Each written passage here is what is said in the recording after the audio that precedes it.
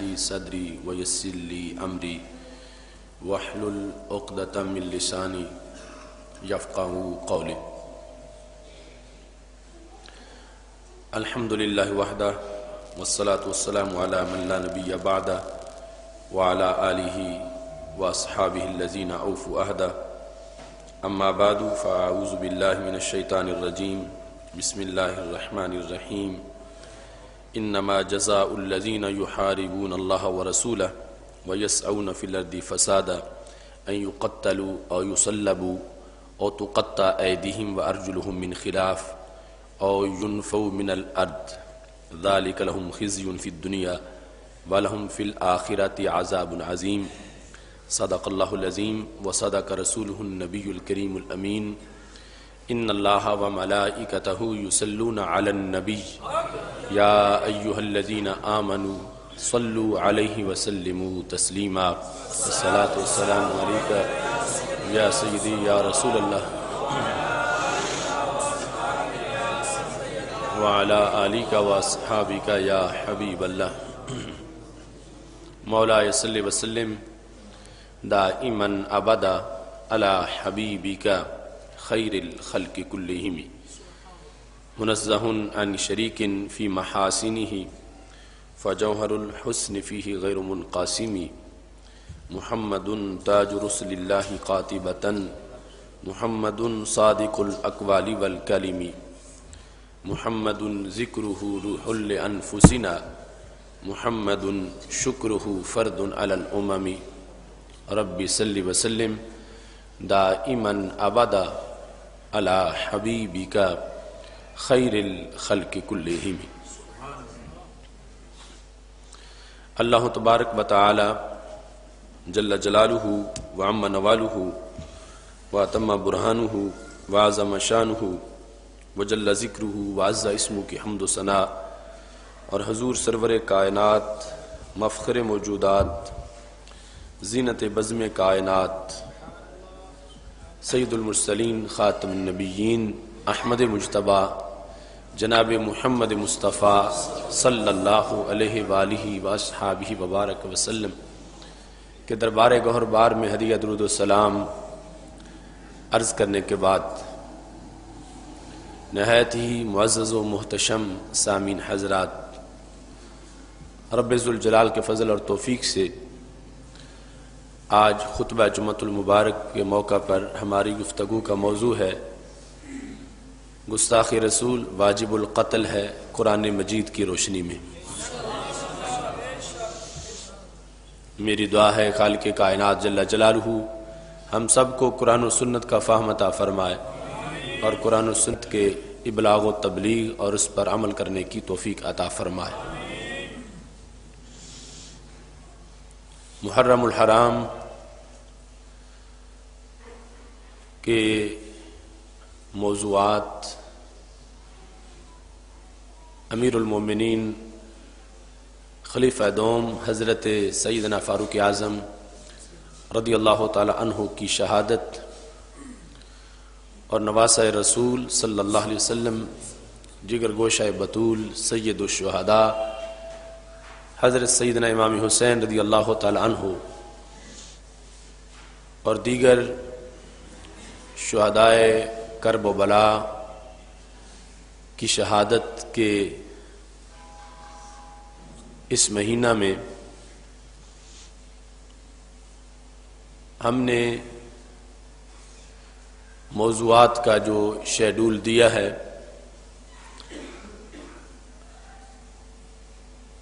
وہ سید عالم نور مجسم شفیع معظم صلی اللہ علیہ وسلم کی عزت و ناموس اور قانون تحفظ ناموس رسالت کے دفاع کے عنوان سے مختلف جمعوں کے موضوعات رکھے ہیں. آئندہ جمعہ سیدنا امام حسین رضی اللہ تعالی عنہ سے محبت اور عقیدت کے جو مختلف انداز ہیں اس سے متعلق ہوگا. لیکن مجموعی طور پر ہم یہ پورا مہینہ تحفظ ناموس رسالت کے سلسلہ میں منا رہے ہیں اور قانون ناموس رسالت پر جو معاذ اللہ حملے کیے جا رہے ہیں ان حملوں کا جواب دینے کے لیے اور بین الاقوامی فلور پر تحفظ ناموس رسالت جو اس امت کی پہچان ہے، ایمان ہے، اس موقف کے دفاع کی خاطر ہم نے یہ موضوعات خطبہ جمعۃ المبارک کے لیے منتخب کیے ہیں۔ اس کے علاوہ آپ جانتے ہوں گے گزشتہ ہفتہ جو گزرا ہے ہم نے اتوار کے دن لاہور پریس کلب میں ایسے تمام فکری آوارہ گرد لوگوں کو چیلنج کیا کہ جو مختلف چینلوں پر یہ کہہ رہے تھے کہ گستاخ رسول کے واجب القتل ہونے کی سزا کا ذکر کہیں بھی قرآن مجید میں موجود نہیں ہے، یا یہ شرعی سزا نہیں ہے، یا یہ قانون تحفظ ناموس رسالت معاذ اللہ کالا قانون ہے، تو ہم نے ان تمام لوگوں کو جاوید غامدی سمیت چیلنج کیا اور یہ ہم نے ان تک پیغام پہنچایا کہ وہ جس فورم پر چاہیں گے، جس چینل پر چاہیں گے، ہم یہ ثابت کریں گے کہ قانون تحفظ ناموس رسالت یہ شریعت مطہرہ کی آواز ہے اور قرآن مجید سے، سنت سے، فقہ اسلامی سے، اجماع امت سے اس کا بین ثبوت موجود ہے، اور جو اسے معاذ اللہ کالا کہتا ہے یقیناً اس کا دل کالا ہے اور وہ شریعت مطہرہ کا غدار ہے، اور کسی لحاظ سے بھی اسے امت مسلمہ کی ترجمانی یا حکمرانی کا کوئی حق حاصل نہیں ہے۔ ہمیشہ سے اس قانون کے لحاظ سے کچھ بد باطن لوگ اپنے غلط نظریات اور غلط آراء کا اظہار کرتے رہے ہیں، لیکن ماضی میں ان کا تعلق اقلیات سے ہوتا تھا، اور آج افسوس سے اب یہ کہنا پڑتا ہے کہ کچھ مسلمانوں نے بھی اس کے خلاف ہرزہ سرائی شروع کر دی ہے، اور بالخصوص کچھ امریکی دکانوں کے کھلونے اور ریڈی میڈ مفکرین نے جن کو شریعت مطہرہ کا کوئی علم نہیں ہے، انہوں نے بھی تحفظ ناموس رسالت کے خلاف بولنا شروع کر دیا ہے۔ اس واسطے یہ لازم ہے کہ ہم امت مسلمہ کی آواز پورے آفاق تک پہنچائیں کہ جو ہر دور میں امت مسلمہ کا ترہ امتیاز رہا ہے، اور بچہ بچہ جسے اپنا ایمان سمجھتا ہے اس کے خلاف ہم کسی کو بولنے کی اجازت نہیں دیں گے، اور نہ ہی انشاءاللہ اس قانون میں کسی طرح کی کوئی ترمیم یا تبدیلی کسی کو کرنے کی اجازت دیں گے۔ اس سلسلہ میں موجودہ جو گفتگو چلی ہے تو اس کا پس منظر یہ ہے کہ ننکانہ صاحب کا ایک گاؤں ہے چک نمبر 3 اٹاں والی، وہاں پر ایک عیسائن نے رسول اللہ صلی اللہ علیہ وسلم کی ذات مقدس کے خلاف اپنی بدبختی کا ثبوت دیا، اور یہ معاملہ تقریباً 1.5 سال پہلے کا ہے۔ 14 جون 2009 بروز اتوار ملون زمانہ آسیہ نے، جو کہ عاشق مسیح کی بیوی ہے، اس نے سید عالم نور مجسم شفیع معظم صلی اللہ علیہ وسلم اور سیدہ خدیجۃ الکبریٰ رضی اللہ تعالی عنہا اور قرآن مجید برہان رشید کے بارے میں جو الفاظ بکے زبان زیب نہیں دیتی کہ ان کو دہرایا جائے۔ یہ میرے پاس اس مقدمے کی FIR موجود ہے کہ جس کے اندر وہ توہین آمیز کلمات ایسے لکھے ہیں کہ آج تک وہ کانوں نے نہ سنے تھے اور نہ ہی کسی گستاخ کی تحریر میں ان کا ذکر تھا، یعنی اتنی حد درجے کی توہین آمیز گفتگو اس آسیہ ملون زمانہ نے کی، اور اس سے یہ اندازہ ہوتا ہے کہ یہ باقاعدہ ان عیسائیوں کو پڑھایا جاتا ہے، پکوایا جاتا ہے، یہ کوئی بائی چانس زبان پر آنے والے الفاظ نہیں تھے۔ سید عالم نور مجسم شفیع معظم صلی اللہ علیہ وسلم کی بیماری اور علالت کے جو ایام تھے، ان ایام کو جس طرح اس نے بدبخت عورت نے اپنے لفظوں سے بیان کیا، اور پھر سیدہ خدیجہ الکبریٰ رضی اللہ تعالی عنہا کے ساتھ جو نبی علیہ السلام کا نکاح تھا اس نکاح پہ جو تنقید کی، اور پھر قرآن مجید برہان رشید کے بارے میں اس نے کہا کہ یہ لوگوں کا اپنا بنایا ہوا یہ کلام ہے، یہ اللہ کا کلام نہیں ہے، یہ معاذ اللہ اس نے سارے بکواس عورتوں کے سامنے کیے۔ اور اس کے بعد جب یہ بات وہاں پھیلی تو اگلے مرحلے پر وہاں لوگوں نے اس سلسلہ میں جو واقعہ 14 جون 2009 کا تھا تو 19 جون 2009 کو وہاں گاؤں کے لوگوں نے اس کے بارے میں تھانے میں اطلاع کی، لوگوں کے سامنے اس نے اس بات کا اقرار کیا کہ میں نے یہ کہا ہے۔ تو 2009 19 جون کو FIR درج کی گئی اور پھر اس عورت کو گرفتار کیا گیا، اور اس کے بعد SP انویسٹیگیشن شیخو پورہ سید محمد امین بخاری نے جو تفتیش کی تو عیسائیوں کے سامنے جو ان کے عمائد دین تھے اور مسلمانوں کے سامنے اس عورت نے پھر اقرار کیا کہ میں نے واقعی ایسا کہا تھا اور ایسے لفظ میں نے بولے تھے۔ تو تقریباً 1.5 سال تک یہ کیس چلتا رہا، اور اس کے بعد ننکانہ میں جسٹس نوید اقبال نے اس عورت کو 8 نومبر 2010 یہ ابھی جو نومبر گزرا ہے اس کو سزائے موت سنائی اور اسے جرمانہ کیا، اور اس کے بعد 20 نومبر کو پنجاب کے بے غیرت اور کالے دل والے گورنر سلمان تاثیر نے اس عورت کے ساتھ جا کر جیل میں ملاقات کی اور اس کے ساتھ بیٹھ کے پریس کانفرنس کی، اور اس کو سکھایا گیا کہ تم میڈیا کے سامنے یہ کہو کہ میں نے ایسا نہیں کہا، یعنی جو پہلے کئی بار اقرار کر چکی تھی اور 1.5 سال کی تفتیش کے بعد وہ اپنی کوئی صفائی نہیں پیش کر سکی، اور اس پر جرم ثابت ہونے کے بعد جسٹس نوید اقبال نے فیصلہ کیا۔ تو اصل میں پوپ نے وہاں مسئلہ اٹھایا اور اس کے پجاریوں نے یہاں جو اقلیات کا وزیر ہے اور پھر گورنر نے مل کر یہ سازش تیار کی کہ اب اس طرح کا اس کو رنگ دیا جائے۔ تو پھر پریس کانفرنس میں گورنر نے کہا کہ ہم صدر زرداری سے کہیں گے کہ اس کو معاف کر دیا جائے،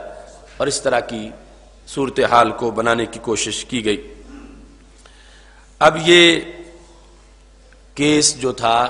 اس کو آڑ بنا کر مختلف دریدہ دہن لوگوں نے قانون تحفظ ناموس رسالت پر تنقید شروع کر دی، اور چینلوں پر ایسے لوگ بیٹھے ہیں جو اپنے ایمان کا سودا کر چکے ہیں اور ڈالروں اور روپوں کے عوض انہوں نے ان بدبخت گستاخوں کی حمایت کا فیصلہ کیا ہوا ہے، اور پھر ایسے ان کو اعلی کار مل گئے جو امریکہ کی پرورش میں ہیں اور امریکہ کی غلامی میں دن رات موجود رہ کر قرآنی تعلیمات کو بدلنے کی کوشش کرتے ہیں۔ ان میں سے جاوید غامدی جیسے لوگوں کا ایک طبقہ ہے، تو انہوں نے قانون ناموس رسالت کے خلاف بولنا شروع کر دیا، اور یہاں تک کہنا شروع کر دیا کہ گستاخ رسول صلی اللہ علیہ وسلم کو قتل کرنے کا ذکر کہیں بھی قرآن مجید میں نہیں ہے، اور نہ ہی یہ حدیث شریف سے ثابت ہے۔ یہ لوگوں کا ایک اپنا آج کے مفتیوں کا بنایا ہوا قانون ہے، اور اس کی وجہ سے معاذ اللہ وہ کہتے ہیں فساد فی الارض ہو رہا ہے اور فتنہ پھیل رہا ہے، لہٰذا وہ کہنے لگے کہ معاذ اللہ اس قانون کو بدل دینا چاہیے۔ اب آپ دیکھیں کہ کس حد تک باطل کی حمایت کی جا رہی ہے، اور کیسا اندھیر نگر ہے، اور کتنے بے غیرت حکمران ہیں، اور کتنے مصلحت پسند کچھ سیاستدان ہیں کہ جو اپنے معمولی سے مسئلے پر آسمان سر پہ اٹھا لیتے ہیں، جلوس نکالتے ہیں، ہڑتالیں کرتے ہیں، احتجاج کرتے ہیں، مگر امریکہ کے ہاں اپنی نوکری پکی کروانے کے لیے اپوزیشن والے بھی خاموش بیٹھے ہیں، اور حکومت جو پہلے اعلان کر چکی تھی اب شدید رد عمل کے بعد اس مسئلے کو کچھ وقت کے لیے روکا گیا ہے کہ تبدیلی نہیں کی جائے گی، لیکن اس سلسلہ میں جو حکومت کی ٹیم ہے جو پورے پلاننگ کر چکے ہیں وہ اس مسئلہ کو، اس قانون کو 295 جو قانون تحفظ ناموس رسالت ہے، اس کو معاذ اللہ کسی نہ کسی طرح غیر مؤثر کرنے میں یا بدلنے کے لیے یا ختم کرنے کے لیے وہ معاذ اللہ امریکہ کے ساتھ ساز باز کر رہے ہیں، اور ہماری چند ہوا باختہ خواتین جو ہیں وہ اتنی بے غیرتی کا اظہار کر رہی ہیں کہ یورپی منڈی تک رسائی کے لیے وہ اپنی دنیا اور آخرت کی رسوائی مول لے رہی ہیں، اور کہتی ہیں جو بھی ہو جائے ہمیں یہ قانون بدل کے دنیاوی مفاد حاصل کرنے چاہیے۔ تو ایسے چند مٹھی بھر لوگ جو ہماری غیرت کا سودا کرنا چاہتے ہیں، تو ہم ممبر و محراب سے، ہر چینل سے، ہر فورم سے اس بات کو بلند کرنا چاہیں گے کہ ابھی ملت میں روح محمد صلی اللہ علیہ وسلم موجود ہے، اور اس قانون کو کوئی نہیں بدل سکتا، اور جس نے بھی بدلنے کی کوشش کی ہے وہ پہلے بھی بدلتا رہا ہے، اور اب بھی جس نے بدلنے کی کوشش کی قانون نہیں بدلے گا وہ حکومت بدل جائے گی۔ تو میں دین کے خادم کے لحاظ سے چونکہ بین الاقوامی میڈیا کے سامنے یہ چیلنج کر چکا ہوں کہ کوئی حکومتی نمائندہ، کوئی دنیا میں کسی کونے میں رہنے والا انسان جو قانون تحفظ ناموس رسالت پر جسے کوئی اعتراض ہو ہم اسے جواب دیں گے، اور جو مذاکرہ چاہے گا ہم اس سے مذاکرہ کریں گے، جو مناظرہ چاہے گا ہم اس سے مناظرہ کریں گے۔ تو اس سلسلہ میں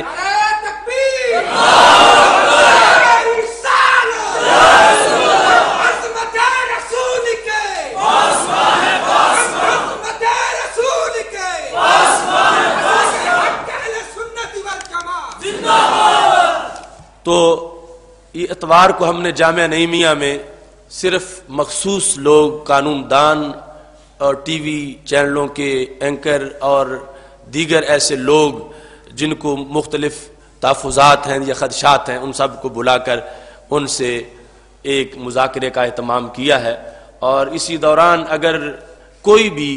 ان میں سے جو دوسری سائیڈ کے لوگ ہیں ہمارے چیلنج کو قبول کرے گا تو ہم نے اس شرط میں یہ لکھا ہے کہ کم از کم وہ مناظرہ 2 گھنٹے ہونا چاہیے اور لائیو ٹی وی چینل پر اسے دکھانا چاہیے تاکہ اس کو کاٹ کے کوئی بعد میں پیش نہ کرے۔ پہلے بھی جاوید غامدی سے میرا ہوا تھا تو وہ ARY والوں نے کاٹ کے اس کو پیش کیا تھا، اور بہت سی شکوک اس کو جو ہے وہ دکھانے سے انہوں نے اجتناب کیا تھا، جس کی وجہ سے پھر بہت سے سکم رہ جاتے ہیں۔ تو ہم نے کہا کہ اس سلسلہ میں وہ جو اپنی طرف سے دعوے کر رہے ہیں تو ہم یہ واضح کرنا چاہتے ہیں کہ یہ قانون تحفظ ناموس رسالت قرآنی قانون ہے، ایمانی قانون ہے، اس میں کسی طرح کا کوئی سکم نہیں ہے، کوئی تبدیلی کی ضرورت نہیں ہے۔ پہلے ہی اسے کافی حد تک جو ہے وہ باؤنڈ کر دیا گیا ہے کہ اس کا کیس درج کرانے کے لحاظ سے جو شرائط لگائی گئی ہیں اس میں پہلے ہی بہت سی سختی کر دی گئی ہے، تو اس واسطے جو قانون ہے اسی طرح موجود رہے گا، اور یہ کسی کا بنایا ہوا قانون نہیں ہے، یہ اصل میں قرآن و سنت کا پیغام ہے جس کو اس ملکی قانون کے لحاظ سے ایک قانونی حیثیت دی گئی ہے۔ اس سلسلہ میں چونکہ آج ایک پوری دنیا چینلوں کے ذریعے سے اور میڈیا وار کے ذریعے سے ہر بندہ شامل ہو چکا ہے اس گفتگو کے اندر اور اظہار رائے کے لحاظ سے، اور بالکل ان پڑھ نادان لوگ جن کا شریعت مطہرہ کے مطالعہ سے کوئی تعلق نہیں ہے وہ اب حرف آخر ہونے کی حیثیت حاصل کرنے کی کوشش کر رہے ہیں۔ تو جاننا چاہیے کہ کوئی چیز قرآن مجید سے ثابت کرنے کے لحاظ سے 20 امور ہیں، 20 طرق ہیں جن کے ذریعے سے یہ ثابت کیا جاتا ہے کہ یہ چیز قرآن سے ثابت ہے۔ اب ان لوگوں سے جو یہ کہتے ہیں کہ اس کا ذکر قرآن میں ہے ہی نہیں، یہ کوئی قرآنی سزا ہی نہیں، اگر ان سے یہ پوچھا جائے کہ وہ 20 طریقے کون سے ہیں تو میرا خیال ہے ان کو شاید 20 میں سے 4 کا بھی پتہ نہ ہو کہ کیسے کس ذریعے سے کوئی چیز قرآن سے ثابت کی جاتی ہے اور کہا جاتا ہے کہ یہ چیز قرآن سے ثابت ہے۔ اس سلسلہ میں تمہید کے اندر چند مثالیں آپ کے سامنے رکھنا چاہتا ہوں۔ امام رازی نے تفسیر کبیر کے اندر اس کو ذکر کیا ہے کہ ایک دن حضرت سیدنا عبداللہ بن مسعود رضی اللہ تعالی عنہ گفتگو کر رہے تھے۔ یہ بخاری شریف میں ذکر ہے، میں نے پہلے افہام دین کے ایک موضوع میں بیان بھی کیا ہے، وہ خواتین اسلام کے موضوع کے اندر، کہ آپ نے یہ ارشاد فرمایا کہ جو عورت تندولے لگاتی ہے یا لگواتی ہے یا مصنوعی بال اپنے بالوں میں شامل کر کے اپنے بالوں کو بڑا ظاہر کرتی ہے، اس کے لحاظ سے فرمایا اس پر اللہ کی لعنت ہو، اس نے ایسا کیوں کیا؟ تو کسی نے کہا ابن مسعود آپ لعنت کر رہے ہیں اس پر، تو لعنت تو بہت بڑا لفظ ہے. تو آپ نے فرمایا مالی لا العنُ من لعنہ اللہ فی کتابہ، میں اس پہ لعنت کیوں نہ کروں جس پر لعنت رب نے قرآن میں کی ہے. جس پر قرآن میں رب نے لعنت کی ہے میں اس پہ لعنت کیوں نہ کروں. جس پر رب نے لعنت قرآن میں کی ہے میں اس پر لعنت کیوں نہ کروں. یہ جملے حضرت عبداللہ بن مسعود رضی اللہ تعالیٰ عنہ نے بولے. اب ایک عورت وہ جو شریعت مطہرہ کا مطالعہ رکھتی تھیں، انہوں نے کہا ابن ام عبد، چونکہ حضرت عبداللہ بن مسعود صحابی ہیں اور پھر عام سے صحابی نہیں ہیں. ہمارے نبی علیہ السلام نے فرمایا کنیف مولع علما، عبداللہ بن مسعود علم سے بھرا ہوا گھر ہے. یعنی اتنا زیادہ علم ہے حضرت عبداللہ بن مسعود رضی اللہ تعالیٰ عنہ کا کہ نبی علیہ السلام نے ان کو پورا گھر علم کا قرار دیا ہے. تو خاتون نے کہا ابن مسعود آپ تو بہت وسیع مطالعہ رکھتے ہیں اور آپ نے یہ کہا کہ یہ قرآن میں اللہ نے لعنت کی ہے ایسی عورتوں پر. تو انہوں نے کہا تلوت البارحۃ ما بین الدفتین، میں الحمد سے لے کر والناس تک پورا قرآن پڑھ کے اب تمہارے سامنے آ رہی ہوں، کسی جگہ اس کا ذکر نہیں ہے. جو تم کہتے ہو کہ قرآن میں اللہ نے لعنت کی ہے واشمہ پر، مستوشمہ پر، واصلہ پر، مستوصلہ پر، یہ لعنت کی ہے اللہ نے، تو قرآن میں تو کہیں ایسی کوئی آیت نہیں ہے، آپ کہتے ہو قرآن میں موجود ہے. تو حضرت عبداللہ بن مسعود رضی اللہ تعالی عنہ نے کہا لو تلوتیہ لوجدتیہ، تم نے پھر قرآن پڑھا ہی نہیں ہے. اگر تم قرآن پڑھتی تو تمہیں نظر آتا کہ لعنت موجود ہے. اب اگلے لفظ بخاری شریف میں ہے. عبداللہ بن مسعود رضی اللہ تعالی عنہ نے کہا تم نے قرآن میں یہ آیت نہیں پڑھی وما آتاکم الرسول فخذوہ وما نہاکم عنہ فانتہوا، اللہ کے رسول جو دیں وہ لے لو اور اللہ کے رسول جس سے روکیں وہ رک جاؤ. کیا یہ آیت ہے یا نہیں؟ تو وہ صحابیہ کہنے لگیں یہ آیت تو ہے. تو ابن مسعود کہنے لگے جب یہ آیت ہے تو پھر قرآن کہتا ہے جو نبی فرمائے وہ حاصل کرو، قرآن لازم کر رہا ہے تم کو کہ وہ قرآن کا حکم ہے. اور کہا میں نے تو اپنے کانوں سے سنا ہے نبی علیہ السلام نے فرمایا لعن اللہ الواشمۃ والمستوشمۃ، کہ سرکار نے اپنی زبان سے کہا کہ رب ذوالجلال نے لعنت کی ہے واشمہ پر اور لعنت کی ہے مستوشمہ پر. مستوشمہ ہے جو لگوانے والی ہے، واشمہ ہے جو لگانے والی ہے. تو نبی علیہ الصلوۃ والسلام فرمانے لگے اللہ نے لعنت کی ہے. تو ابن مسعود کہنے لگے جب سرکار یہ کہتے اللہ نے لعنت کی ہے تو تم کہتی ہو کہ لعنت کا ذکر قرآن میں نہیں ہے، تو پھر تم نے قرآن پڑھا ہی نہیں ہے. اگر تم نے قرآن پڑھا ہے تو قرآن کہہ رہا ہے کہ جو سرکار فرماتے ہیں وہ رب کا حکم ہوتا ہے.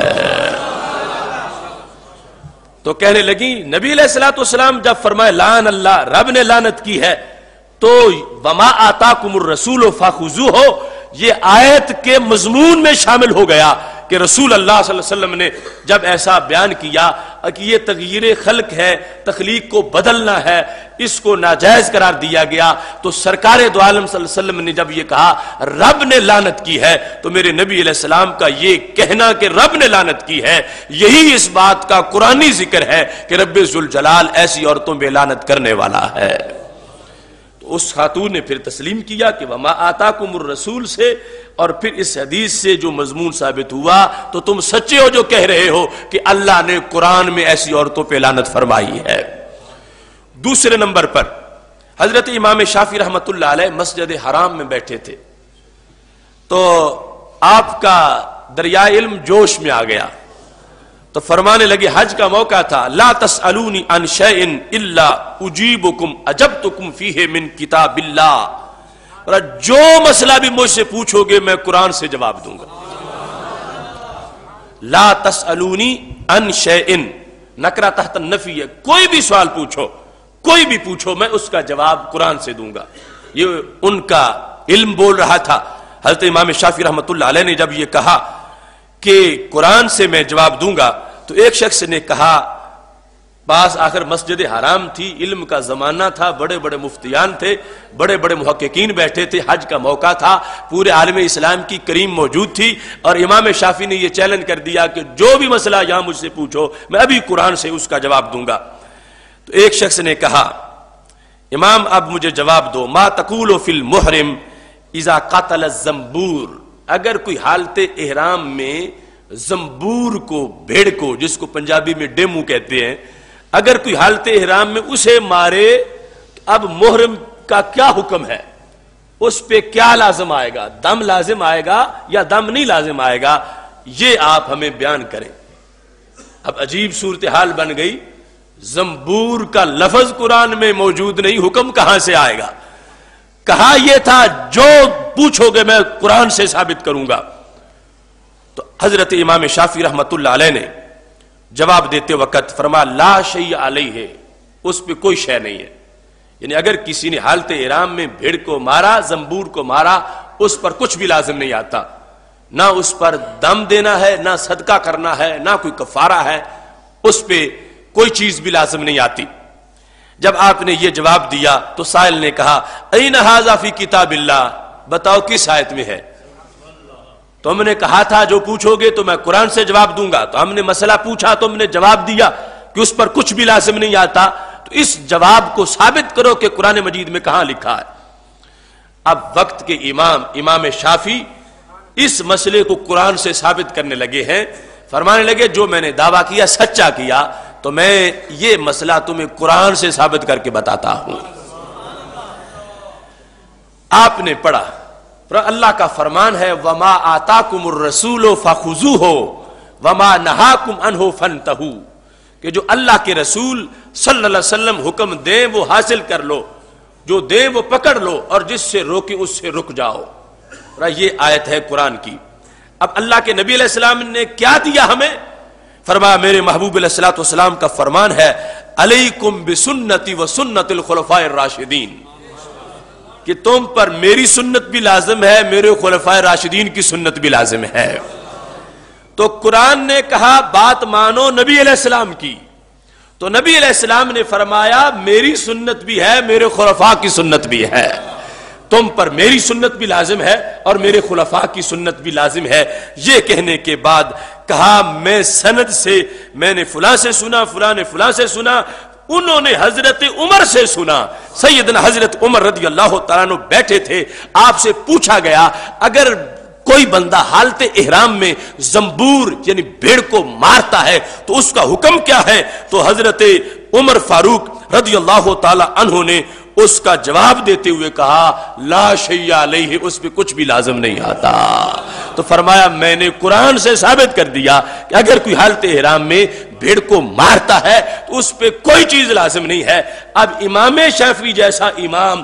یہ انداز بتا رہا ہے لوگوں کو کہ اگر صرف جو لفظ ہیں قرآن کے انہی تک اپنے قانون کو محدود کر دو گے، انہی تک اپنے دین کو محدود کر دو گے، تو پھر تو زور کی نماز بھی نہیں پڑھ سکو گے، کیونکہ وہاں تو رکعتیں ذکر نہیں ہے کہ پڑھنی ہے تو کتنی پڑھنی ہے۔ وہ تب پتا چلے گا جب وما آتاکم الرسول کا اگلا چیپٹر پڑھو گے۔ تو امام شافعی رحمت اللہ علیہ کہنے لگے کہ یہ انداز ہے کہ تم نے بھیڑ کے بارے میں پوچھا، میں نے تمہیں بتا دیا، قرآن کہہ رہا ہے جو نبی فرمائے وہ لے لو، جس سے روکے رک جاؤ، اور سرکار فرما رہے ہیں تم پر میری سنت بھی لازم ہے، میرے خلفاء کی سنت بھی لازم ہے۔ اور خلیفوں میں سے حضرت عمر رضی اللہ تعالی عنہ سے براہ راست یہ مسئلہ پوچھا گیا جو تم نے مجھ سے پوچھا ہے، انہوں نے اس پر فرمایا تھا کہ محرم پہ کچھ بھی لازم نہیں آتا، لہذا میں نے قرآن سے ثابت کر دیا کہ حالت احرام میں اگر کوئی بھیڑ مارتا ہے تو اس پر کوئی دم لازم نہیں آتا۔ اب یہ انداز ہے قرآن مجید کو ماننے کا، اور قرآن مجید برہان رشید سے مسائل کے استنباط کا، استخراج کا، مسائل کو حل کرنے کا۔ اور یہ ڈیمو اور بھیڑ جیسے معاملات جو ہیں وہ ثابت ہیں، اور سب سے بڑا فرض جو نبی علیہ الصلوۃ والسلام کی ذات گرامی کا ادب ہے، اور سب سے بڑا معاملہ اور پھر جرائم میں سے سب سے بڑا جرم، اس کے لحاظ سے قرآن مجید اور شریعت خاموش ہو اور کوئی سزا نہ ہو، یہ کیسے ہو سکتا ہے؟ اگر کسی کو تھوڑا سا بھی درک ہے، اویئرنیس ہے کہ قرآن پڑھنا کیسے ہے، وہ اگرچہ چند سالہ بچہ ہی کیوں نہ ہو، اسے بھی یہ بات یقیناً سمجھ آئے گی کہ رب ذوالجلال نے اس امت کا امتیاز ہی یہ بنایا ہے کہ پہلی امتیں تحفظ ناموس رسالت کے اندر وہ کردار ادا نہیں کر سکیں جس کردار کی بنیاد پر رب ذوالجلال نے اس امت کو ساری امتوں کا سردار بنایا ہے۔ اس سلسلہ میں آپ دیکھیں قرآن مجید برہان رشید کے فرائض، نماز دن میں 5 مرتبہ ہے، حج زندگی میں 1 مرتبہ ہے، زکوٰۃ سال کے بعد 1 مرتبہ ہے، اور رمضان 11 مہینوں کے بعد۔ لیکن تحفظ ناموس رسالت کا فرض نہ زندگی میں 1 بار ہے، نہ سال میں 1 بار ہے، نہ دن میں 5 بار ہے، یہ ہر سیکنڈ میں امت پر فرض کر دیا گیا ہے، ہر سیکنڈ میں لازم ہے۔ اللہ فرماتا وَتُعَزِّرُوهُ وَتُوَقِّرُوهُ، ان کا خوب ادب کرو، احترام کرو۔ اب جب ادب لازم ہے تو بے ادبی حرام ہے، ادب ایمان ہے تو بے ادبی کفر ہے۔ تُعَزِّرُوهُ، ان کا ادب کرو، کیا زندگی میں 1 مرتبہ، کیا سال میں 1 مرتبہ، کیا مہینے میں 1 مرتبہ، کیا دن میں 1 مرتبہ؟ نہیں، ہر سانس میں ادب لازم ہے۔ ہر سانس میں جب ادب لازم ہے تو ہر سانس میں بے ادبی کا مقابلہ بھی لازم ہے، ہر سانس میں گستاخوں کے خلاف جنگ بھی لازم ہے۔ اگر کوئی شخص 1 سیکنڈ کے لیے بھی اپنے آپ کو سائیڈ پہ کر لے اور یہ کہہ دے کہ میرے نبی کی جو بھی توہین کوئی کرتا پھرے میرا اس سے کوئی تعلق نہیں ہے، تو 1 سیکنڈ بھی جب اس نے اپنے آپ کو نبی علیہ السلام سے جدا کر لیا اور سرکار کی عزت و ناموس کے لحاظ سے اس نے اپنے آپ کو سائیڈ پہ کر لیا، وہ لمحہ اس کے کفر کا لمحہ ہوگا اور وہی لمحہ اس کے ایمان کے لوٹ جانے کا لمحہ ہوگا۔ لہٰذا جس کو آج کہا جا رہا ہے کہ وہ ادب کوئی فرض نہیں اور بے ادبی کوئی جرم نہیں، یہ وہ فرض ہے ادب کرنا، اور بے ادبی وہ جرم ہے کہ جس کے لحاظ سے اس جرم سے بچنا ہر سیکنڈ میں لازم ہے، اور اس جرم کرنے والوں کا، ارتکاب کرنے والوں کا مقابلہ ہر سیکنڈ میں ضروری ہے، اور اس ادب کی ادا کو اپنانے کا حکم ہر سیکنڈ میں امت پر لازم کر دیا گیا ہے۔ ادب کے جو تقاضے ہیں ان میں ایک ہے اپنے طور پر کرنا، اور دوسرا کیا ہے بے ادبوں کو بے ادبی نہ کرنے دینا۔ اگر ایک شخص جو ہے وہ بلا تمثیل، باپ کی جو عزت ہے، باپ کا جو ادب ہے، وہ میرے نبی علیہ السلام کی عزت کے کروڑویں درجہ میں بھی نہیں ہے۔ اب ایک شخص جو ہے وہ اپنے باپ کی عزت کرتا ہے، ادب کرتا ہے، اور ساتھ ہی اس کے سامنے اس کے باپ کو گالیاں ملتی ہیں، باپ کو گالیاں دی جاتی ہیں، باپ کو گالیاں باپ کے بارے میں سنتا ہے اور خاموش رہتا ہے اور اس پر کوئی رد عمل ظاہر نہیں کرتا۔ اب اس شخص کے بارے میں تمہارا عام سا معاشرہ یہ فیصلہ دے گا کہ یہ بندہ غیرت والا نہیں ہے، اگرچہ وہ اپنے باپ کے ادب کی تسبیح نکالتا رہے کہ میرا باپ بڑا عظیم ہے، میرا باپ بڑا سکالر ہے، میرا باپ بڑا پرہیزگار ہے، میرا باپ بڑا پارسا ہے، تہجد گزار ہے، اور جب اس کے باپ کو چور کہا گیا، ڈاکو کہا گیا، بدکار کہا گیا، اور اس نے اگلے کی طرف مڑ کے دیکھا ہی نہیں ہے اور سب کچھ سنتا رہا، اور یہ خاموشی اس کی رضا بن رہی تھی کہ تصدیق کر رہا ہے کہ جو کہنے والا کہہ رہا ہے ٹھیک کہہ رہا ہے، اس خاموشی پر تمہارا آج کا معاشرہ، آج کا ماحول اس بات کا فیصلہ کرے گا کہ جس نے چپ کر کے ساری باتوں کو برداشت کیا اسے باپ کا ادب کرنے والا نہ کہو، یہ تو باپ کی گستاخیوں پہ مور لگا چکا ہے، باپ کی گستاخیوں پر پوری طرح اس نے ان کے ساتھ ایگری کیا ہے، جو کہہ رہا تھا یہ خاموشی سے اس کو سن رہا تھا، اس نے رد میں نہیں کہا کہ وہ میرا باپ ایسا نہیں ہے، معمولی سا بھی اس نے آگے سے دفاع نہیں کیا، بچاؤ نہیں کیا۔ تو آج جس وقت قرآن یہ کہہ رہا ہے وَتُعَزِّرُوهُ وَتُوَقِّرُوهُ، اور اس میں ہر سیکنڈ ہے، کوئی 1 سال 1 صدی نہیں، قیامت تک کے لیے مسلسل حکم ہے، تو ایک مرحلہ 1 سیکنڈ بھی اگر کسی امتی پر ایسا گزر گیا معاذ اللہ، خدا ہمیں اس وقت سے بچائے کہ اس سیکنڈ میں اس کے سامنے توہین ہو رہی تھی میرے نبی علیہ السلام کی، اور اس نے توہین کرنے والے کا فوراً مواخذہ نہیں کیا اور اس کو اسی وقت نشان عبرت نہیں بنایا، تو پھر اسے یہ نہیں سمجھا جائے گا اس مسلمان کو کہ یہ ادب کرنے والا ہے، اس کو بھی اسی زمرے میں شمار کر لیا جائے گا۔ گا کہ اس نے توہین کرنے والوں کے ساتھ اتفاق کیا ہے اور توہین کرنے والوں کے ساتھ یہ رضامند ہو گیا ہے، تو یہ بھی اس کا جرم بنے گا کہ جائے کہ آج کلمہ بھی پڑھے اور توہین کرنے والوں کی حمایت کرے، توہین کرنے والوں کے لحاظ سے ان کے ساتھ اپنی رضامندی کا اظہار کرے اور قرآنی تعلیمات کا انکار کرے۔ یہ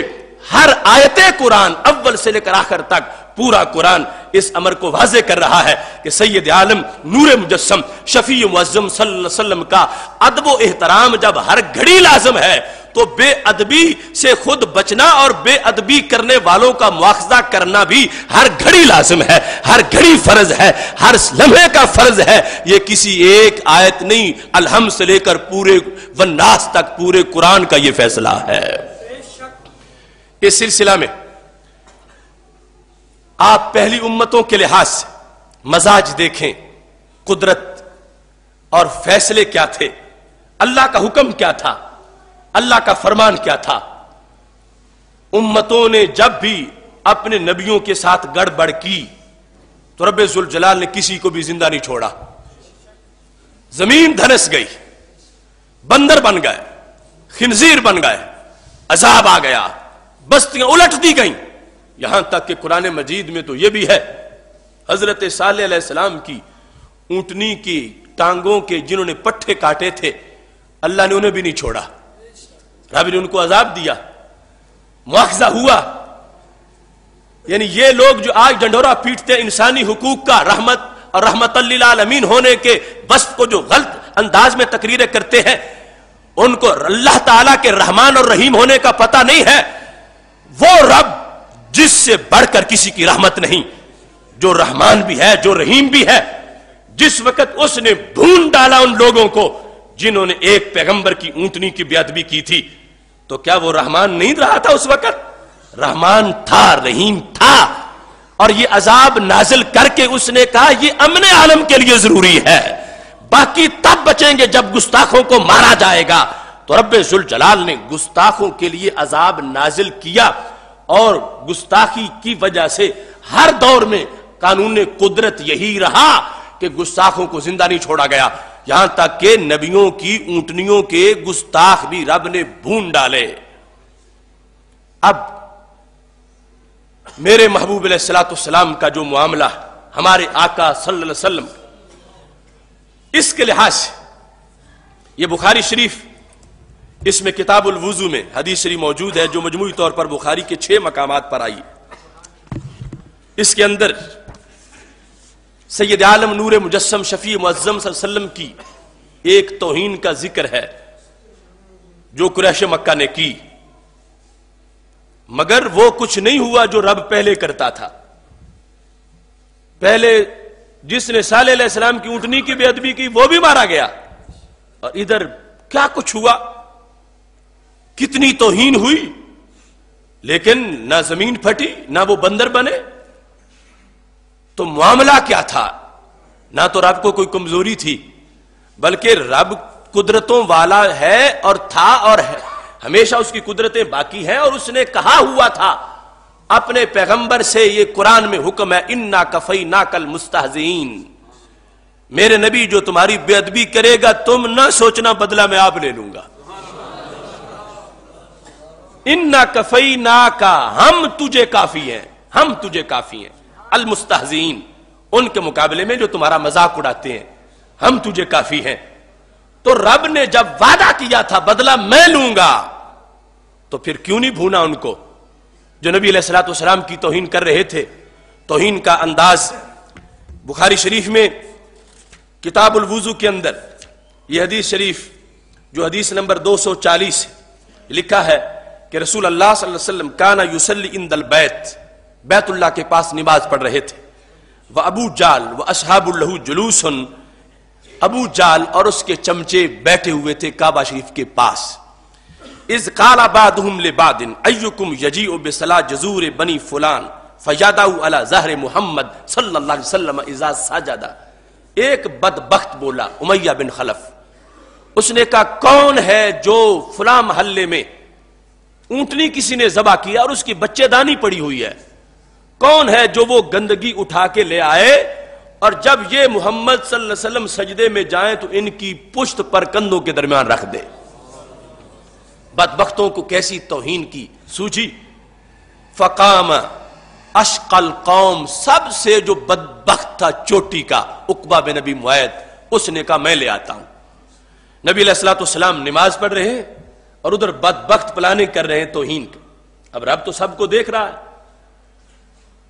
کہاں صالح علیہ السلام کی اونٹنی اور کہاں نبیوں کے سردار، رب کے سب سے بڑے حبیب حضرت محمد مصطفیٰ صلی اللہ علیہ وسلم کا وہ پیکر جو بالاتفاق عرش سے بھی کروڑوں درجہ افضل ہے۔ اب گستاخی ہونے لگی تو رب ذوالجلال ابھی ان کو بندر بنا دیتا، ابھی ان کو خنزیر بنا دیتا۔ جو چلا تھا وہ بچے دانی اونٹنی کی اٹھانے کے لیے اس کے ہاتھ ٹوٹ جاتے، وہ زمین میں دھنس جاتا، اس کو یہ توفیق ہی نہ ہوتی۔ لیکن کیا ہوا، وہ تو جا کے اٹھا کے لے آیا، اور اٹھا کے جس وقت لایا تو اب انتظار کرنے لگا کہ سجدے میں کب جاتے ہیں۔ فناظرا حتی اذا سجد النبی صلی اللہ علیہ وسلم، یہاں تک کہ جب نبی علیہ السلام نے سجدہ فرمایا، وضعہ علی ظہرہ بین کتفیہ، تو معاذ اللہ دونوں کندھوں کے درمیان پشت پہ اس نے وہ پلیدی رکھ دی۔ اب تصور کرو، اللہ کے سب سے بڑے محبوب جنہیں رب نے حبیب کہا اور سارے نبیوں کے سردار، ان کا اپنا پیکر کتنا مقدس، اور پھر حرم میں ہے، اور حرم سے بڑھ کے مسجد حرام میں ہے، اور مسجد حرام میں پھر کعبہ کی دیوار کے ساتھ ہیں، اور پھر حالت نماز میں ہے، اور پھر نماز میں جو سب سے عروج کا مقام سجدہ ہے، سجدے کی حالت میں ہے۔ ایسی حالت میں وہ گستاخوں نے گستاخی کر ڈالی۔ میرے نبی علیہ الصلوۃ والسلام نماز میں ہیں، اب ادھر قریش مکہ دیکھ رہے ہیں، وہ بدبخت سردار اس وقت بیٹھے تھے۔ حدیث شریف میں ذکر ہے فَجَعَلُوا يَضْحَكُونَ، ہنسنا شروع ہو گئے، دانت نکال رہے تھے بیٹھ کے کہ دیکھو ہم نے کیسا کیا، یہ سجدے کرتے ہیں رب کو اور ہم نے ان پر یہ چیز رکھ دی ہے۔ وَيُحِيلُ بَعْضُهُمْ عَلَى بَعْضٍ، اور حوالہ دے رہے تھے بعض بعض پر۔ اس کے دو ترجمے ہیں،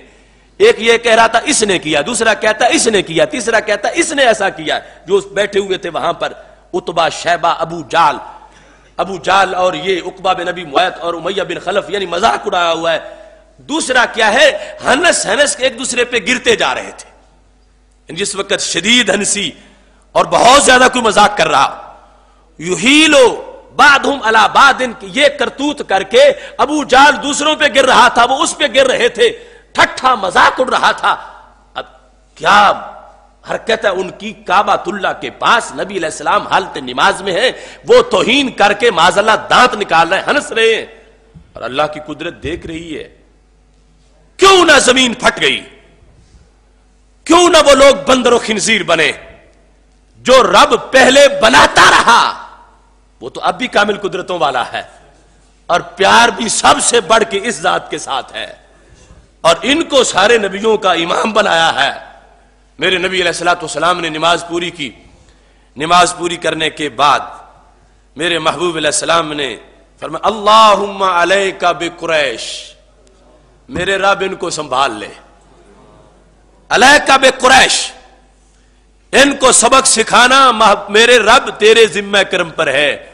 جو میرے ساتھ تیری محبت ہے، علیک بقریش۔ اور جس وقت آپ نے یہ لفظ بولے 3 مرتبہ، اب ان بدبختوں کو اس سے بھی بڑی تکلیف ہوئی کہ یہ اس وقت کی جو حقوق انسانی کی آواز تھی، ہمارے خلاف بول رہے ہیں، ہمارے خلاف یہ اللہ سے دعائیں کر رہے ہیں۔ فشق علیہم اذ دعا علیہم، جب نبی علیہ السلام نے ان کے خلاف یہ جملے بولے، انہیں بڑی یہ بات گراں گزری۔ وَكَانُوا يَرَوْنَ أَنَّ الدَّعْوَةَ فِي ذَلِكَ الْبَلَدِ مُسْتَجَابَةٌ، ان کا یہ عقیدہ تھا کہ جو مکہ شریف میں دعا ہوتی ہے قبول ضرور ہو جاتی ہے۔ ان بدبختوں کا یہ عقیدہ تھا کہ ان کی دعا مانی جائے گی۔ تو میرے نبی علیہ الصلوۃ والسلام چپ نہیں ہوئے، آپ نے مزید آگے بات بڑھائی تو کیا فرمایا، اللہم علیک بابی جال، اب نام لے کے ہر ایک کا، پہلے تو مطلقاً کہا علیک بقریش، اب نام لیے، علیک بابی جال وعلیک بعتبہ وعلیک بشیبہ وعلیک امیہ بن خلف وعقبہ بن نبی معیط، میرے مولا ان سب کو سمیٹ لے۔ یہ سارے جو توہین کر رہے ہیں ہر ایک کا نام لیا۔ اب صورتحال یہ ہے، ادھر حضرت صالح علیہ السلام کی اونٹنی کے گستاخ پر جو عذاب اترا، یہ قرآن مجید میں اس کا ذکر موجود ہے، فدمدم علیہم ربہم بذنبہم فسواہا۔ ادھر اونٹنی کا گستاخ بھی مارا جائے اور ادھر جو صالح علیہ السلام کے امام ہیں ان کی توہین ہو جائے اور عذاب نہ آئے، تو اس میں حکمت کیا تھی؟ تو صرف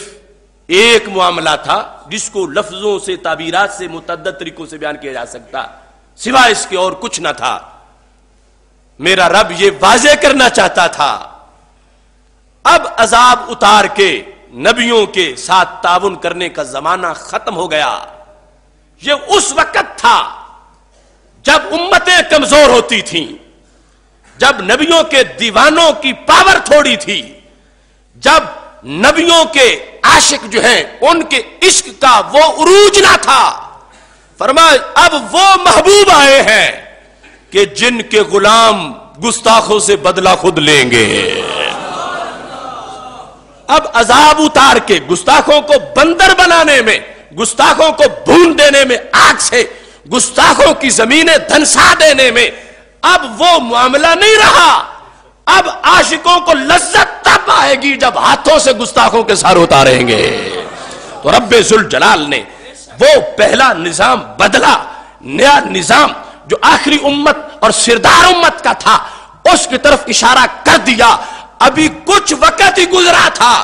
یہ ساتوں کے ساتوں صحابہ کہتے ہیں ہم نے ان کے سر کاٹ کے بدر کے کنویں میں ڈالے اور ہم نے واضح کیا کہ جو نبی علیہ السلام کی گستاخی کرے گا امت آپ اس سے بدلہ لے لے گی۔ یعنی جو پوری امت کی سیادت جس بیس پر ہے، آج کچھ بھونکنے والے اس بیس کا انکار کر رہے ہیں، تو قرآن کا تو پورا فلسفہ یہ ثابت کر رہا ہے، ورنہ سوائے اس کے اور جواب کیا ہے؟ کیا اللہ کو الزام دے گا کوئی معاذ اللہ، یا اللہ کی قدرت کو کہ وہ کمزور ہو گیا تھا، پہلے طاقتور تھا اب کمزور تھا معاذ اللہ تو ان کو بھون نہ سکا؟ نہیں، یہ کوئی کہے گا تو وہ بھی کفر کرے گا۔ یہ کوئی کہے گا کہ رب کو ان سے پیار تھوڑا تھا اور پہلے نبیوں سے پیار زیادہ تھا تو پھر بھی کفر کرے گا۔ تو جو ہوا اس کی بیس یہ تھی کہ رب ذوالجلال یہ واضح کر رہا تھا کہ یہ اب اس پورے دین کا پورا امتیاز ہے، اس پوری امت کی یہ شان ہے کہ یہاں عذاب کو اسسٹنٹ بنا کے ان کا، اور ان کو آگے بڑھانے کی ضرورت نہیں، ان کی اندر ایسی آگ ہے، گرمی ہے کہ جو بھی گستاخی کرے گا یہ آگ اس کو بھون کے رکھ دے گی۔ ان کا جذبہ عشق رسالت اور ان کی محبت رسول صلی اللہ علیہ وسلم اس درجے کی ہے کہ جس کی بنیاد پر اگر آگ سے گستاخ جلے تو ان کے دل اتنے ٹھنڈے نہیں ہوں گے جتنے اپنی ہاتھوں سے ماریں گے تو پھر ٹھنڈے ہوں گے۔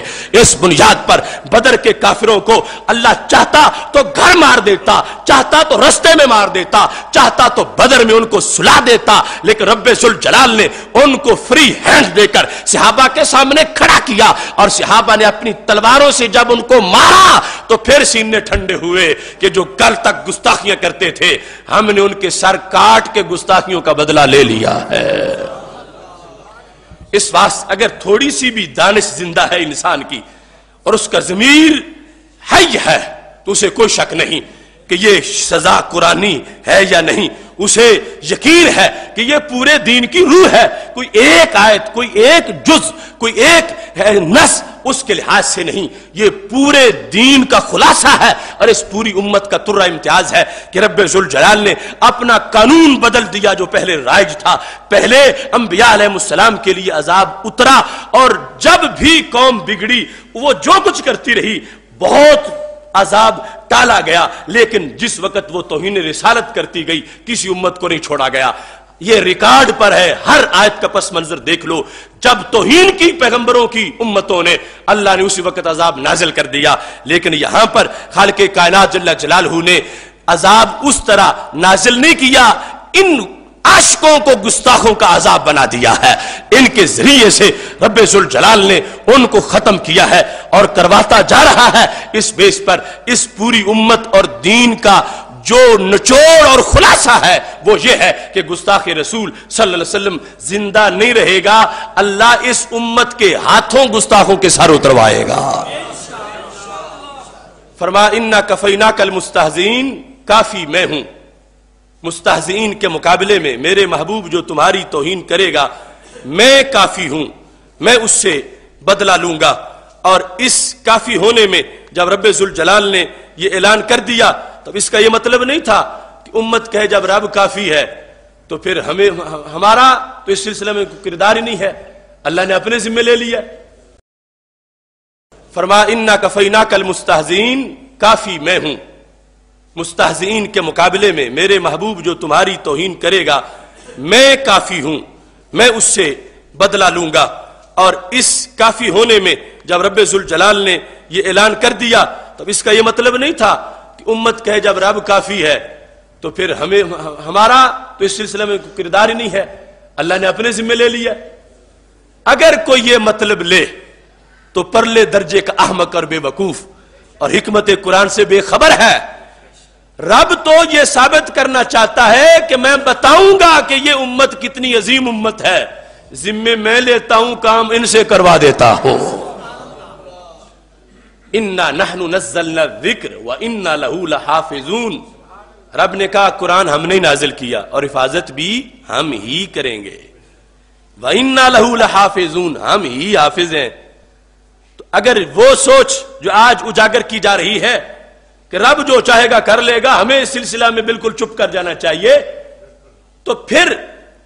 کیا یہ سمجھ کے آج مدارس بند کر دینے چاہیے؟ قرآن لکھنے، قرآن چھاپنے، قرآن یاد کرنا قرآن کو، کیونکہ رب نے کہا ہے کہ میں ہی حفاظت کرنے والا ہوں، میں نے نازل کیا، میں ہی حفاظت کرنے والا ہوں، تو ہم اس سلسلے میں بیٹھ جائیں چونکہ رب تو حفاظت کرنے والا ہے، ہم کیوں اس میں آئے؟ یاد رکھنا میرا رب اتنی قدرت والا ہے، اگر ایک بندہ بھی قرآن یاد نہ کرتا وہ پھر بھی حفاظت کر کے دکھاتا،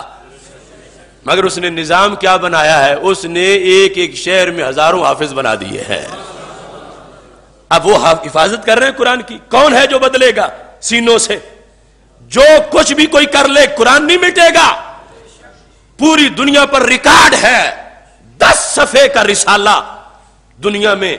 کوئی اس کی اتنے یاد کرنے والے نہیں جتنے پورے قرآن کے حافظ موجود ہیں۔ ہم نے نازل کیا، حفاظت بھی ہم ہی کریں گے، تو حفاظت ہم ہی کا مطلب کیا بنا کہ اللہ نے فرمایا میں بندوں سے حفاظت کر کے دکھاؤں گا کہ میرے نبی علیہ السلام کی امت آخر سردار ہے تو سرداروں والے کام بھی کرتی ہے۔ تو حفاظت ذمہ رب نے لی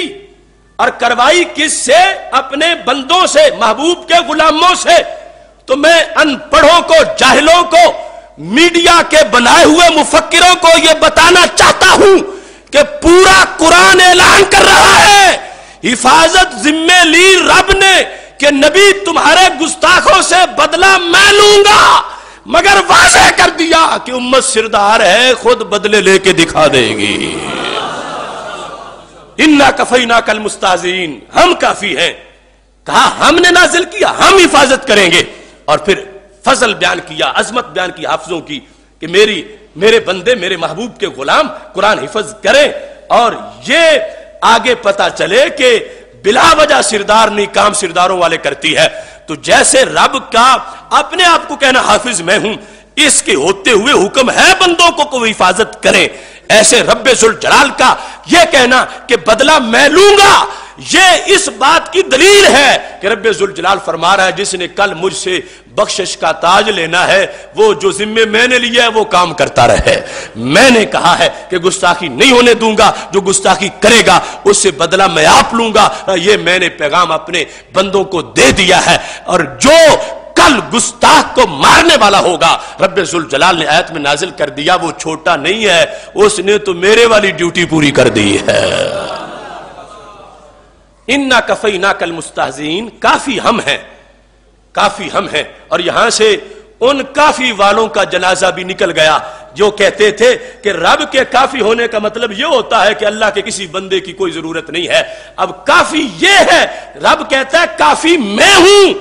مگر مطلب کیا بنا؟ فرمایا تم کافی بنو گے تو یہی میرا کافی ہونا ہے۔ جو نبی علیہ الصلوۃ والسلام نے ایک عورت نے توہین کی تو کہا میں یکفینی عدوی، کون ہے جو کافی ہو جائے، کون ہے جو کافی ہو جائے، کون ہے جو کافی ہو جائے؟ تو صحابہ نے یہ نہیں کہا رب کافی ہے، حضرت زبیر نے تلوار پکڑی، کہا میں بھی کافی ہوں، اس عورت کا سر اتارا۔ حضرت خالد بن ولید نے ایک موقع پر حضرت زبیر نے کہا محبوب تم نے اعلان کیا کون کافی ہے؟ رب نے کہا ہے میں کافی ہوں۔ تو پتہ کیا چلا، رب نے کافی ہونے کا مطلب یہ سمجھایا ہے کہ جو میرا نام لے کے کافی بنے وہ غیر نہیں، وہ میں ہی کافی ہوں، وہ میرے کافی ہونے کا انداز ہے۔ اس بنیاد پر پورے قرآن کا جو خلاصہ ہے وہ یہ ہے کہ خالق کائنات جل جلالہ کا قرآن بول رہا ہے کہ جو گستاخ ہے، ناموس رسالت پر حملہ کرنے والا ہے، اس پر زندہ رہنا زمین پہ حرام ہو چکا ہے، وہ نہیں رہ سکتا، اس سے زمین کو پاک کیا جائے گا، اور اس کا سر اتارنا یہ فساد نہیں ہے، یہ بد امنی نہیں ہے، یہ بے امنی نہیں ہے، یہ دنگا نہیں ہے، یہ حقوق انسانی کی خلاف ورزی نہیں ہے، اصل امن ہی یہ ہے، کیونکہ ایسے لوگ جب معاشرے میں ہوں گے تو پھر زمین پھٹنے کا خطرہ ہوگا، پھر قیامت سے پہلے مختلف جو بلائیں ہیں ان کا خطرہ ہوگا، اور جب ان لوگوں سے زمین کو پاک کر دیا جائے گا تو پھر کائنات کا امن بحال ہونے کی ضمانت مل جائے گی۔ اس سلسلہ میں مزاج جو اسلام کا سمجھا صحابہ کرام علیہم رضوان نے، اس کو سامنے رکھتے ہوئے یہ بات، یہ تفسیر ابن کثیر بھی ہے، تفسیر در منصور بھی ہے، ان کے اندر یہ لکھا ہے کہ حضرت عمر فاروق رضی اللہ تعالیٰ عنہ کے پاس ایک گستاخ آ گیا، انہوں نے اپنی سوچ پر اس کا فیصلہ کر دیا۔ لوگوں نے کہا کہ عمر نے جو بے گناہ بندہ تھا اسے مار دیا۔ اللہ نے قرآن نازل کر کے بتایا عمر نے غلطی نہیں کی، عمر نے سچ کر کے دکھایا ہے۔ یہ در منصور کے اندر اس کا تذکرہ قرآن مجید برہان رشید کے 5ویں پارے سورہ نساء کے اندر موجود ہے۔ فلا وربک لا یؤمنون حتی یحکموک فیما شجر بینہم ثم لا یجدوا فی انفسہم حرجا مما قضیت ویسلموا تسلیما۔ فلا وربک، اللہ فرماتا محبوب مجھے تیرے رب کی قسم، لا یؤمنون وہ مومن نہیں ہوں گے، کب تک؟ حتی یحکموک، یہاں تک کہ تمہاری حکومت نہ مان لیں، حتی یحکموک، یہاں تک کہ تمہاری حکومت تسلیم نہ کر لیں، فیما شجر بینہم، اس میں جو ان کے اپنے جھگڑے ہوتے ہیں، ثم لا یجدوا فی انفسہم حرجا، اور اس کے بعد پہلے یحکموا کا مطلب ہے تمہیں فیصل مانے، اور پھر جو فیصلہ کرو تو اس کے بارے میں کچھ دل میں کسی طرح کی رنجش نہ رکھیں کہ یہ صحیح نہیں ہوا، زبان نہیں صرف دل میں بھی نہ سوچیں کہ یہ صحیح نہیں ہوا، وَيُسَلِّمُوا تَسْلِيمًا، اور وہ پوری طرح تسلیم کر جائیں۔ یہ آیت کب اتری؟ ابو الاسود سے امام سیوطی نے سند کے ساتھ ذکر کیا، اور اسی کو ہی یہ در منصور کے علاوہ تفسیر کبیر کے اندر بھی اس آیت کے ساتھ ابن کثیر نے ذکر کیا ہے۔ وہ در منصور جو دارالفکر کی چھپی ہوئی ہے، جلد نمبر 2، اس کا صفحہ نمبر 585 ہے، اور ابن کثیر جو مکتبہ حقانیہ پشاور کی چھپی ہوئی ہے، اس کے اندر یہ فرمان سید عالم نور مجسم شفیع معظم صلی اللہ علیہ وسلم کا فیصلہ اور یہ سارا معاملہ صفحہ نمبر 533 پر موجود ہے کہ 2 شخص نبی علیہ السلام کے پاس آئے اور انہوں نے اپنا کیس پیش کیا۔ اختصم رجلان الی رسول اللہ صلی اللہ علیہ وسلم، انہوں نے آ کے اپنا کیس پیش کیا، فقضا بینہما،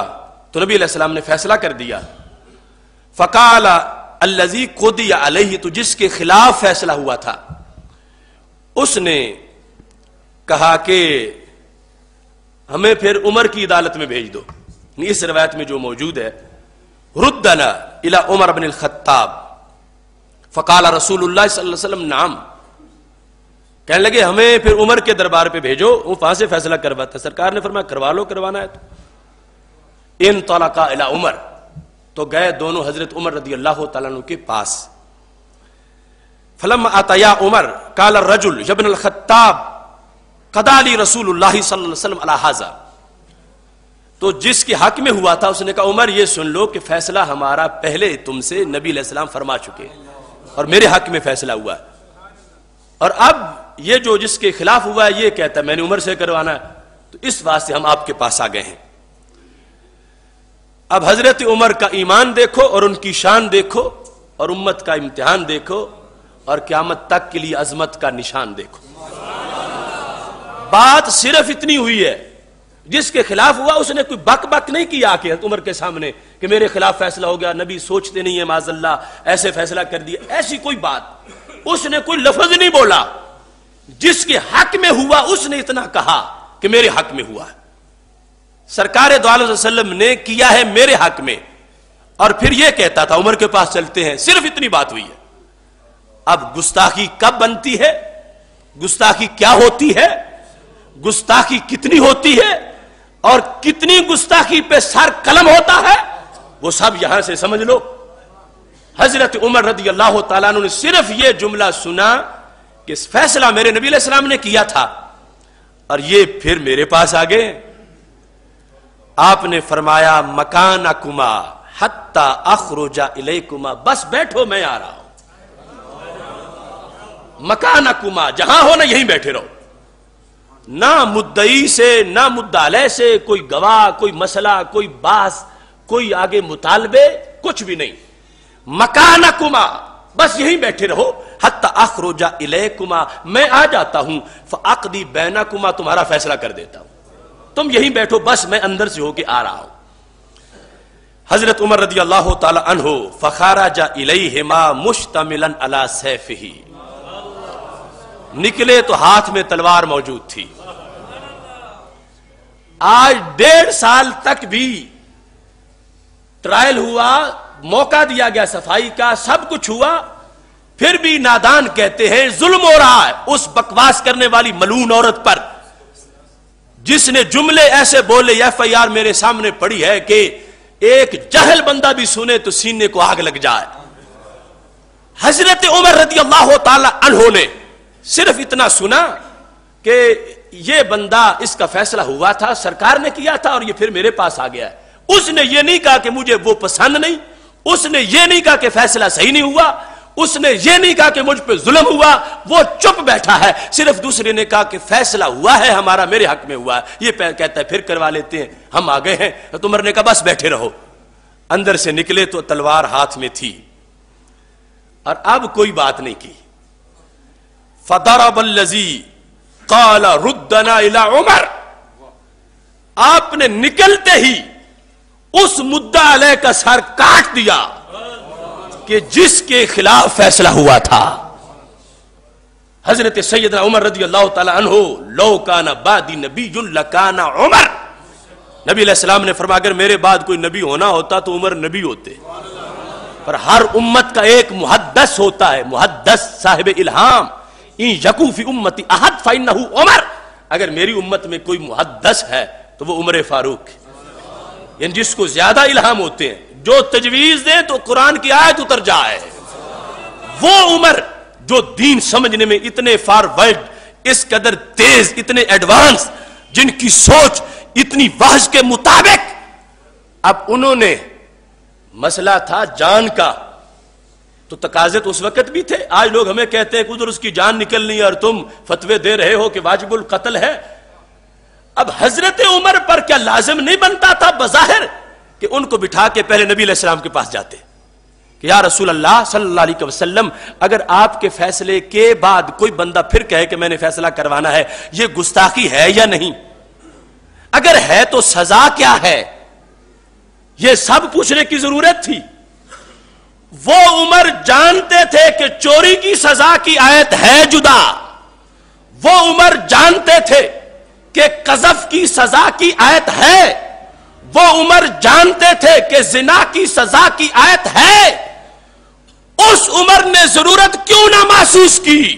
کہ محبوب بتاؤ اب آپ کے فیصلے کے بعد کوئی فیصلہ کروائے تو اس میں مجھے کیا کرنا چاہیے؟ کیا جبریل کا انتظار کریں کہ کچھ جدا آیت لے کے آئے؟ حضرت عمر نے جبریل امین کا انتظار تو کیا، سرکار سے پوچھنے کا بھی انتظار نہیں کیا، اور جو دین پڑھا تھا کا وہ کافی ہے، پڑھا ہوا وہ ثابت کر رہا ہے، اب مزید دلیل کی ضرورت نہیں ہے۔ 2 منٹ بھی اس گستاخ کو زندہ نہیں رہنے دیا، تلوار مار کے سر اس کا اتار کے بتایا، فرمایا جس کو نبی علیہ السلام کے فیصلے پر اطمینان نہ ہو اس کا فیصلہ پھر عمر کی تلوار ہی کرتی ہے۔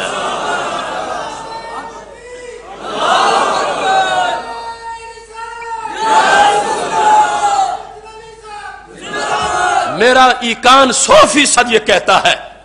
اگر عمر کے سامنے مبشر لقمان ہوتا ایکسپریس والا، اگر امیر عمر کے سامنے خنزیر گورنر ہوتا، رب کعبہ کی قسم ہے دوسرے منٹ سے پہلے ان کے سر عمر اتار دیتے۔ ایسے بھونکنے والے دجال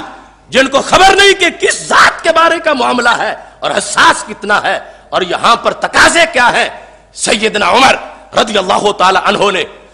تلوار لی، اگلی بات ہی نہیں کی، سر اتارا اس کا۔ اب جس وقت سر اتر گیا اب اگلی باتیں شروع ہو گئی۔ سیدنا عمر رضی اللہ تعالی عنہ کا ضمیر مطمئن ہے کہ میں نے صحیح کیا۔ اب اس روایت میں یہ ہے کہ جو بچا تھا نا، جس نے کہا تھا کہ فیصلہ تو کیا ہمارے نبی علیہ السلام نے، فیصلہ کیا رسول اللہ صلی اللہ علیہ وسلم نے، لیکن اس نے کہا کہ ہم دوبارہ کہلاتے ہیں۔ جب اترتا سر دیکھا نا اس کا تو انہوں نے بھی دوڑ لگا دی کہ آخر چل کے تو میں بھی ساتھ ہی آیا ہوں عمر کے دربار میں، مجھے پہلے رکنا چاہیے تھا، میں وہاں اس کو کہتا کہ عمر کے پاس نہیں جائیں گے، فیصلہ کر دیا سرکار نے تو ہو گیا۔ اب دوڑ لگائی، بھاگے اس دربار سے، حضرت عمر رضی اللہ تعالیٰ عنہ کے دربار سے نکل کر، یہاں پر الفاظ موجود ہیں، یہ شخص نکلا، وَأَدْبَرَ الْآخَرِ، جب ایک کا سر اترا دوسرے نے پشت پھیری، نکلا، فارن درا کے حال کے بھاگ رہا تھا، کدھر؟ الی رسول اللہ صلی اللہ علیہ وسلم، اگر بچوں گا تو سرکار کے صدقے ہی بچوں گا۔